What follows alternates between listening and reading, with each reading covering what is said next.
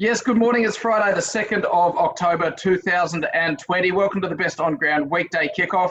My name is Pete Fairbairn, and as always, I'm joined by one of the best scribes in the game, in the world of sport here in Australia. Today is absolutely no exception. I've got Phil Lutton on the line. How are you, Phil? Yeah, I'm really well, Pete, mate. How are you? Thanks for having me on again. Mate, fantastic to have you on. Doing very, very well indeed. It's first day of NRL finals. I know for those of us, yourself and I up here in Queensland, it might be easy to forget that there's NRL finals on because, of course, no Queensland teams in action. But no, it's exciting. And as both of us are South Sydney Rabbitohs fans, we've got one eye on 4 p.m. Sunday afternoon when the Bunnies take on the Newcastle Knights. We are going to start today with a story about the Bunnies, but unfortunately it's not a nice, soft, fluffy one. I had a look at Matt Logg's interview with Corey Allen in the News Corp Australia Newswire and thought we could talk about that. And then I opened the next newspaper, and that was the Australian, and it is an absolute bombshell of a story. I want to make sure we give credit to all the journalists. So it's not only Jessica Halloran, Chief Sports Writer of the Oz, but also Sherry Markson and Claire Harvey with a story and an investigative piece into Sam Burgess and his time at that football club, and particularly his time at that club towards the end of his playing career. There's allegations of drug use, extramarital affairs, domestic violence, and certainly some pretty strong allegations against individuals at that football club, as well as Sam Burgess himself. Can you talk me through some of the key elements of this story, Phil? Yeah, sure, Pete. Yeah, mate, it wouldn't be the NRL finals, would it, unless there's some ginormous controversy lobs right on day one. It's you can set your clock by, but this is a piece that'll really set the NRL on fire today. I think it's been months in the making by the looks of things. Very thorough, well researched. Some of the stuff I guess we kind of knew a bit about was with Sam Burgess and his sort of allegations of domestic violence against his partner Phoebe. That stuff's been well reported, but there's details of that. But just some really concerning allegations, and they are allegations. We've got to at this stage and got to be clear, but certainly some allegations that the club was aware Sam Burgess was taking drugs, not performance enhancing drugs, but there's incidents in there where he's on benders, taking MDMA and other drugs like that. And also some really disturbing stuff about allegations where the club's doctor has sent off blood samples to labs under fake names. And I think there's a couple of examples of that, and maybe one external doctor as well. And I think when you start going into that territory, that's a huge no-no in any sport. Not the NRL, just the NRL, of course, but you just can't have that sort of behaviour going on at professional sporting clubs. And I think the questions are broad now. I mean, what did South know? What did the NRL know? And it goes to all things about the culture of your team, the culture of your club. So that's a huge hammer blow for the NRL today, and it'd be very interesting to see how South handle that. I would hope that they stand him down from his assistant role there at South this weekend. You don't want that distraction around your team going into an NRL finals. Of course, Sam Burgess, he's one of those types of guys who has, through his exploits on the playing field, captured the hearts of a lot of rugby league fans, not just Rabbitohs fans. He's made what has appeared from the outside looking in a fairly seamless transition into the media, and he's great to watch on Fox League.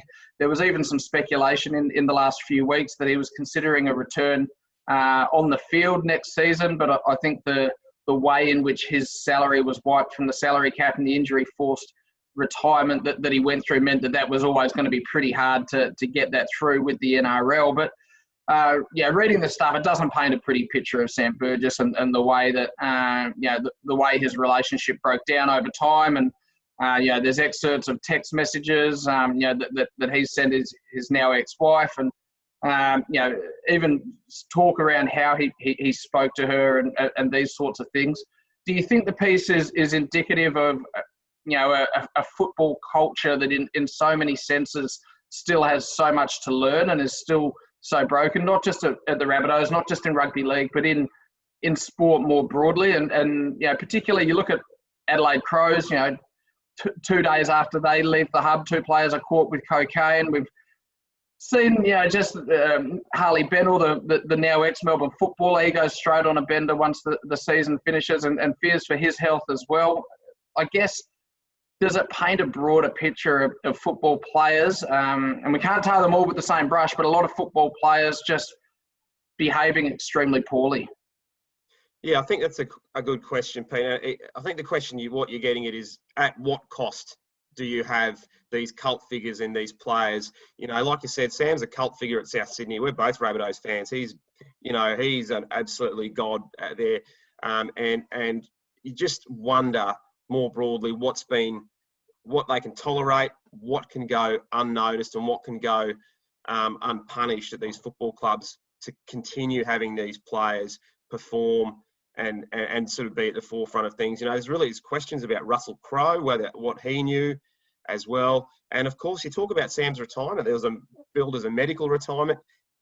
You've got to ask questions now about the nature of his retirement, and then you've got salary cap implications. So there's huge flow-ons from this story. So it'll be really fascinating to see where this leads, because every rugby league journalist in Australia will be bringing up everyone they know today. I can guarantee you that. Yeah, I'm surprised you've managed to find the 20 minutes for me this morning, mate, because I dare say you'll be joining that list as well. We're going to stay in rugby league for our second story, and it's a fantastic story from your colleague at the Sydney Morning Herald, Michael Chammas, looking at the Penrith Panthers and their rise over the last 18 months or so, I guess. We know that Ivan Cleary, his first tenure at that club didn't end on great terms. He went to the West Tigers. He asked the players to get on the bus with him. And then despite the fact that he was driving the bus, he was the first one to jump off when the opportunity came up to rejoin the Penrith Panthers and coach his son, Nathan, who, of course, is one of the superstars of the competition. And Michael Chammas talks to Ivan Cleary, to Nathan Cleary, and also to Nathan Cleary's mother, Beck, about how that family has come together and helped rebuild a football club that had been down on its haunches a little bit in recent seasons and hadn't experienced a great deal of success, and didn't happen overnight either. I mean, it was kind of, until I read it in the story, it seemed so bizarre to think that just last May, Penrith Panthers were bottom of the table. And you look at them now, 14, 15 matches unbeaten, heading into an NRL finals series as the minor premiers. It's been a remarkable transformation for that football club. There's a lot of due credit is paid to Phil Gould in the story for the work he did establishing their academy and their talent pathways as well, despite the fact that him and Cleary ultimately didn't work together brilliantly. The Penrith Panthers are the story of the NRL heading into this final series. There's no doubt about that. But Phil, are they going to be the story of the NRL at the end of it? Are they going to go all the way, win the premiership? Are they even going to win tonight against the Roosters? Yeah, look, so many parts of this, Pete, isn't it? And I think that what you'd get when you read Michael's pieces, being the prodigal family, being the prodigal son, the prodigal father going back, that comes with some pressure, comes with some expectation. And it wasn't easy for him, like it just that whole dynamic of working together, and the dynamic of, obviously some vitriol when he left the Tigers, and then going back to resurrect this club. It was a mountain to climb, and you're right, it's unrecognisable now because of the season they've had. And what a season they've had. One thing I've loved about Penrith this year is they're not a team reliant on a James Tedesco. They're not a team reliant on a Jack White. And they are the definition to me of the complete package. And they all know their roles out there. They remind me a little bit of the way Melbourne play. But even Melbourne have had the superstars, haven't they? Of course, you always talk about Melbourne being this great unit. But, hey, when you're in this rut, you can always throw the ball to Billy Slater, can't you? Or Greg Inglis or one of those guys. But I've loved what they've done this year. And I would recommend any Panthers fans read that story, because it is a really great story. However, I just, minor premiership, and gee, they're on a run, and they're a super, super footy team, but they're still pretty young, and I just don't think they're invincible. I don't think they're a team that you go into the finals and go, they cannot lose, because, they've had some moments this year where things have been close, and obviously South put a huge hurt on the Roosters last week. The Roosters get Joey Manu back. He was really missed. Brett Morris didn't play in that game, so that edge was just leaky as. But gee, I think the Roosters are alive and kicking tonight. I wouldn't want to be playing them in week one of the finals after taking a 60-point shellacking. That's for sure. Yeah, it's funny, isn't it? You think about, as we sat and watched the Rabbitohs and enjoyed it last week when they put that 60 points on the Roosters, you can't help but think that every try they scored, the Panthers knew the task is going to get harder and harder and harder next week.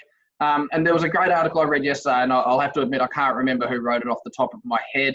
But it also looked at the fact that the Panthers have the two shortest wingers in the NRL, and they're coming up against Daniel Tupou, for example, and I dare say Luke Keary and Kyle Flanagan will be putting plenty of high balls up, and the likes of Josh Mansour will be under a fair degree of pressure in the air from that perspective. So it's going to be a fantastic game of footy.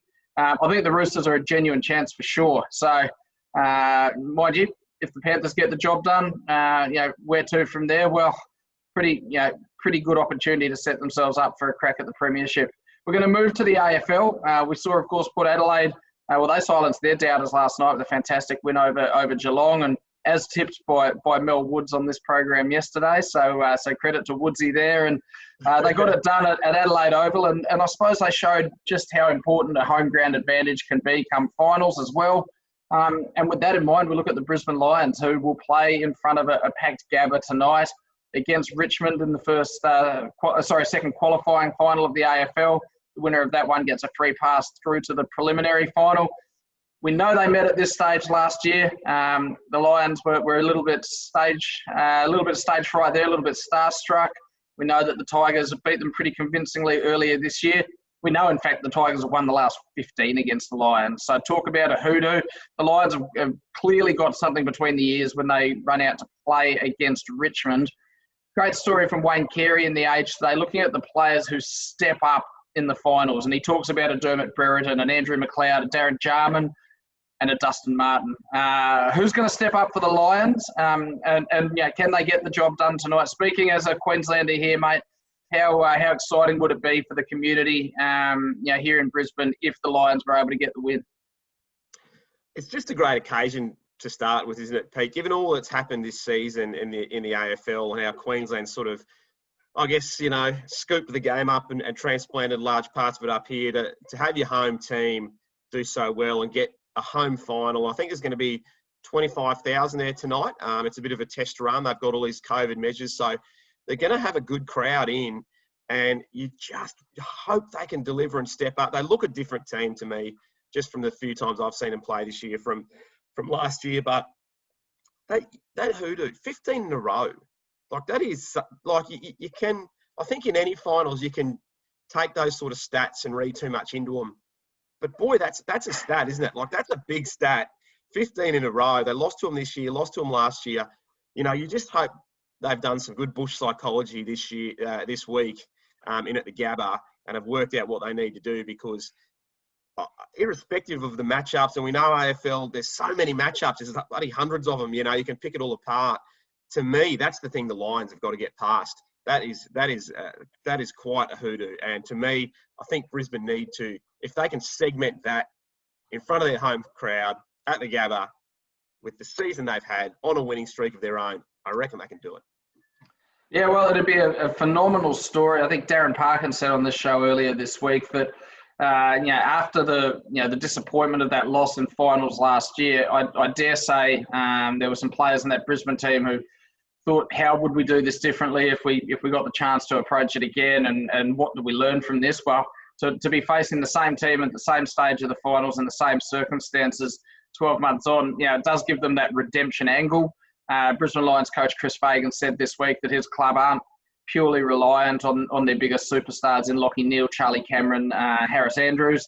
But the reality is those three need to have big games tonight. They're not going to get the win without all of those guys impacting the contest. Harris Andrews got a big job to play on Jack Riewoldt.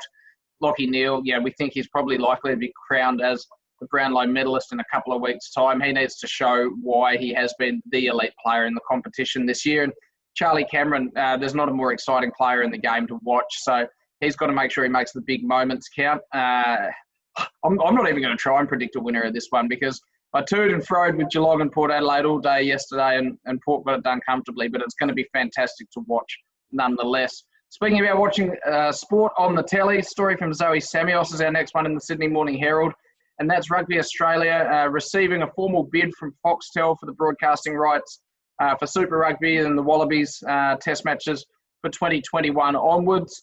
We know there's been a lot of speculation about what that future competition model will look like, and whether any broadcasters would come to the party, what they would pay. We know that post-COVID, we've seen all sports take a bit of a hit from a broadcasting revenue perspective. And Rugby Australia, I mean, their competitions haven't rated particularly well in recent years, and there was already some hesitation from broadcasters to pay the sort of money that has been paid previously for that code. But I think great news that the Foxtel have made a bid. It's another bit of positive news in what's been a good couple of months for Rugby Australia, and they're showing some pretty astute leadership and management there of the game. If you were Rugby Australia, Phil, you just go into Foxtel, yeah, let's get something done, let's sign on the dotted line, let's tick that off and move on to the next thing as soon as we can? Well, I reckon one of the TV networks should make a bid for broadcast negotiations as a national sport and make a bid for those, because isn't it incredible in Australia now? The only way you get broadcast deals done, apparently, is literally communicating through the media. We saw it with the NRL at the start of the year, the AFL, now the cricket. And of course, what a roller coaster this has been with Foxtel. Have walked away from the game, they're done, there's no way, the game's dead in Australia. Next minute, they're back. Foxtel looks like they're going to have rugby again. I think they can sniff a bargain, to be honest. And I think they're going to get it. I think they're going to get a good product, And I think for rugby, any money is good money at the moment, as long as they're not getting, we don't know the figure. Foxtel have been paying between 30 and 40 million. So you're thinking it's going to be less than that. But I just think it's a bit of a win-win. And the thing is, Pete, I reckon KO is going to be the real growth. I know they're murky, those figures in terms of ratings on KO, but we just got a new TV. It's got KO on the TV. We watch it. We didn't have it. Now we watch it. So I think for rugby fans, I reckon it's a win-win. And I reckon it's great for the game. There's cool things happening in Australian rugby. Weirdly enough, in this crazy season, I think there's been a nice bounce for Australian rugby, and it's nice to see. Deserves to be on TV. It's a great sport. Yeah, 100%. I think the Australian Financial Review reported last week that KO's got over 600,000 subscribers now, so they're not numbers to be laughed at. And we know that some of those will be churned Fox Sports customers and Foxtel customers who appreciate that having the app is a cheaper, easier way to go about it. And there's nothing wrong with that either. But to your point, there is a lot of positivity around Australian rugby. We finally don't have to play in a competition with South Africa. From a broadcaster's perspective, regardless of what you think from a competitive edge and the quality of the football involved, games at 2 a.m. do not rate. Let's move past this. Mate. And, rugby has so long been so afraid of being a little bit parochial. It sells itself as, we're a game for the world that gives you all these opportunities to travel. But you still have to put food on the table every night. You can't just say to the kids, hey, Christmas is 6 months away. Isn't that going to be exciting? You can't eat till Christmas. You've got to put food on the table every night. And I think with a workable domestic product and then just that little bit of parochialism, who cares if we don't play South African teams? To me, that makes it better when we play the Springboks. I look forward to those clashes and to the styles. That's what we used to get in rugby. So I don't cover it as much these days, but I'm really happy for people in rugby and the players in rugby because it's been a lot of work put in and it deserves a bit of success, that's for sure. And speaking of the players, there's such a talented young bunch coming through. We know the Junior Wallabies were a couple of points away from winning their World Cup last year, and a number of them already straight shoehorned into Dave Rennie's extended Wallaby squad, and we might see a couple of debutants next weekend in the Bledisloe Cup. So plenty to be excited about in rugby union. Our final story today comes from Peter Lawler in The Australian, and I thought this was an awesome piece of writing. I thought it was really, really cool. He breaks down Pat Cummins and Steve Smith playing against each other in the IPL for the very first time that those guys have ever actually played against each other on this sort of stage, which is quite remarkable. Of course, two of the greats of world cricket and Australian cricket. And, Pete Lawler, he talks through the over. Steve Smith batting against Pat Cummins. Pat Cummins eventually gets the wicket. Sorry if anyone's recorded the game and hasn't watched it yet, but I think the spoiler alert's expired. But I guess the crux or the intention of the story is to illustrate that the IPL has the capacity to put these types of competitors against one another, but our own Big Bash League here in Australia hasn't had that traditionally, and we haven't seen the best Australian players playing in the Big Bash. There's a stat in here that is quite remarkable that I'll just bring up that I need to read out because it just illustrates the difference between the IPL and the BBL. Smith and Cummins are making the best part of $6 million between them over the 2 months of the IPL. A Big Bash franchise has about a third of that amount to spend on its entire squad. It's around what they get for a year of international duties. Cummins, it's calculated, is earning about $8,000 per delivery in the IPL.